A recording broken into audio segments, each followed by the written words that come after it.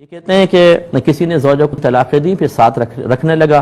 کچھ لوگوں نے اس کا بائیکاٹ کیا، سوشل بائیکاٹ، لیکن وقت جیسے جیسے گزرتا رہا تو وہ قباحت ختم ہو گئی ذہنوں سے. اب لوگ میل ملاپ کر رہے ہیں. تو جو میل ملاپ کر رہے ہیں ان کے ساتھ ہم کیسا رویہ رکھیں؟ دیکھیں ہرگز نہ ملیں.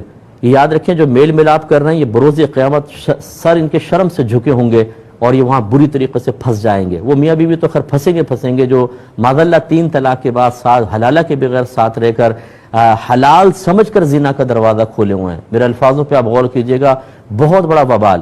اور ایسا کوئی اعلانیہ زنا کر رہا ہو اور آپ اس سے میل ملاپ کر رہے ہیں، اس کے شادی بیاہ میں اور غمی اور خوشی میں شرکت کر رہے ہیں، تو آپ سب کا بھی وبال پکڑ ہوگی اور آپ پر وبال ہوگا. ایسے لوگوں سے ہرگز نہ ملیں، آپ دور رہیں. انشاءاللہ اللہ بہتری کرے گا. اور یہی وقت امتحان ہوتا ہے کہ اللہ اس کے رسول کے لیے ناراضگی کتنی رکھی گئی.